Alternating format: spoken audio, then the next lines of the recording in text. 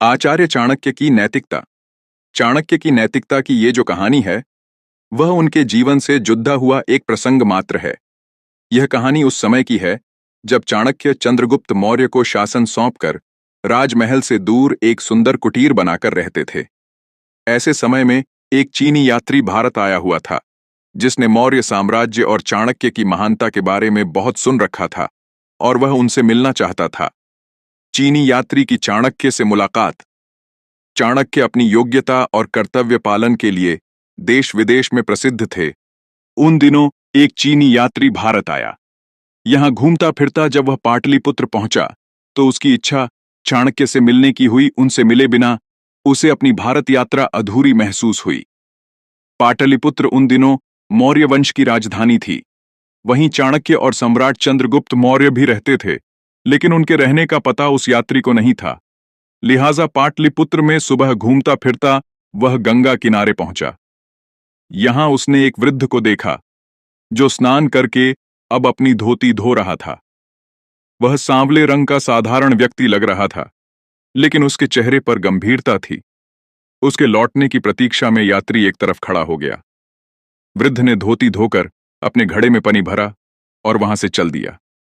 जैसे ही यह यात्री के नजदीक पहुंचा, यात्री ने आगे बढ़कर भारतीय शैली में हाथ जोड़कर प्रणाम किया और बोला, महाशय, मैं चीन का निवासी हूं। भारत में काफी घूमा हूं। यहां के महामंत्री आचार्य चाणक्य के दर्शन करना चाहता हूं। क्या आप मुझे उनसे मिलने का पता बता पाएंगे? वृद्ध ने यात्री का प्रणाम स्वीकार किया और आशीर्वाद दिया। फिर उस पर एक नजर डालते हुए बोला, अतिथि की सहायता करके मुझे प्रसन्नता होगी। आप कृपया मेरे साथ चले। फिर आगे आगे वह वृद्ध और पीछे पीछे वह यात्री चल दिए। वह रास्ता नगर की ओर न जाकर जंगल की ओर जा रहा था। यात्री को आशंका हुई कि वह वृद्ध उसे किसी गलत स्थान पर तो नहीं ले जा रहा है। फिर भी उस वृद्ध की नाराजगी के डर से कुछ कह नहीं पाया। वृद्ध के चेहरे पर गंभीरता और तेज था कि चीनी यात्री उसके सामने खुद को बहुत छोटा महसूस कर रहा था। उसे इस बात की भली भांति जानकारी थी कि भारत में अतिथियों के साथ अच्छा व्यवहार किया जाता है और संपूर्ण भारत में चाणक्य और सम्राट चंद्रगुप्त का इतना दबदबा था कि कोई अपराध करने की हिम्मत नहीं कर सकता था। इसलिए वह अपनी सुरक्षा की वह यही सोच रहा था कि चाणक्य के निवास स्थान में पहुंचने के लिए ये छोटा मार्ग होगा। वृद्ध लंबे लंबे डग भरते हुए काफी तेजी से चल रहा था। चीनी यात्री को उसके साथ चलने में काफी दिक्कत हो रही थी। नतीजन वह पिछड़ने लगा। वृद्ध को उस यात्री की परेशानी समझ गई। वह धीरे धीरे चलने लगा। अब चीनी यात्री आराम से उसके साथ चलने लगा। रास्ता भर वे खामोशी से आगे बढ़ते रहे। थोड़ी देर बाद वृद्ध एक आश्रम से निकट पहुंचा, जहां चारों ओर शांति थी। तरह तरह के फूल पत्तियों से आश्रम घिरा हुआ था। वृद्ध वहां पहुंचकर रुका और यात्री को वहीं थोड़ी देर प्रतीक्षा करने के लिए कहकर आश्रम में चला गया।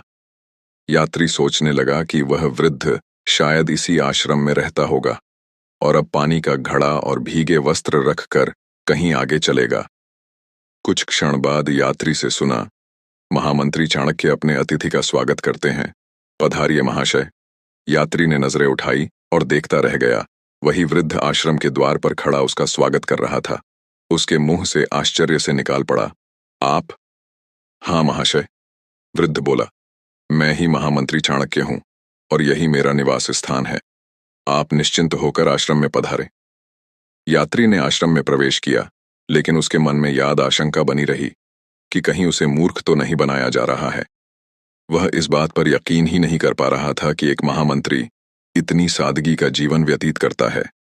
नदी पर अकेले ही पैदल स्नान के लिए जाना, वहां से स्वयं ही अपने वस्त्र धोना, घड़ा भर कर लाना और बस्ती से दूर आश्रम में रहना, यह सब चाणक्य जैसे विश्व प्रसिद्ध व्यक्ति की ही दिनचर्या है।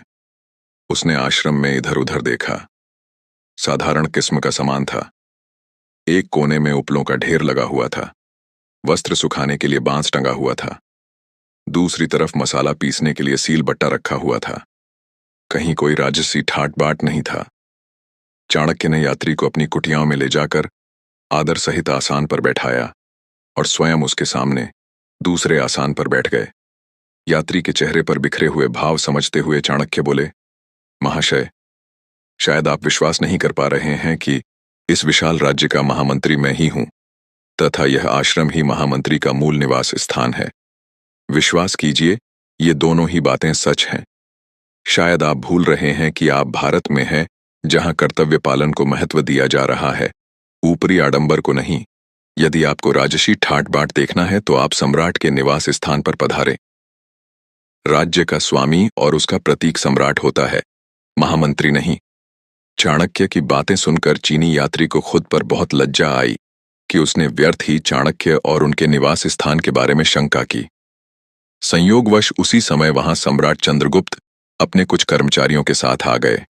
उन्होंने अपने गुरु के पैर छुए और कहा, गुरुदेव, राजकार्य के संबंध में आपसे कुछ सलाह लेनी थी, इसलिए उपस्थित हुआ हूं। इस पर चाणक्य ने आशीर्वाद देते हुए कहा, उस संबंध में हम फिर कभी बात कर लेंगे।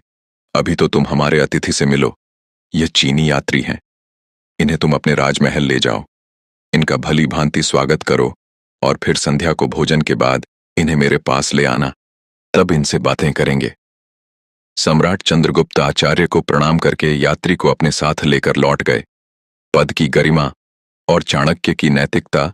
संध्या को चाणक्य किसी राजकीय विषय पर चिंतन करते हुए कुछ लिखने में व्यस्त थे। सामने ही दीपक जल रहा था। चीनी यात्री ने चाणक्य को प्रणाम किया और एक ओर बिछे आसान पर बैठ गया। चाणक्य ने अपनी लेखन सामग्री एक ओर रख दी और दीपक बुझाकर दूसरा दीपक जला दिया। इसके बाद चीनी यात्री को संबोधित करते हुए बोले, महाशय, हमारे देश में आप काफी घूमे फिरे हैं, कैसा लगा आपको यह देश? चीनी यात्री ने नम्रता से बोला, आचार्य, मैं इस देश के वातावरण और निवासियों से बहुत प्रभावित हुआ हूं, लेकिन यहां पर मैंने ऐसी अनेक विचित्रताएं भी देखी हैं जो मेरी समझ से परे हैं। कौन सी विचित्रताएं मित्र? चाणक्य ने स्नेह से पूछा। चीनी यात्री ने कहा, उदाहरण के लिए सादगी की ही बात कर ली जा सकती है।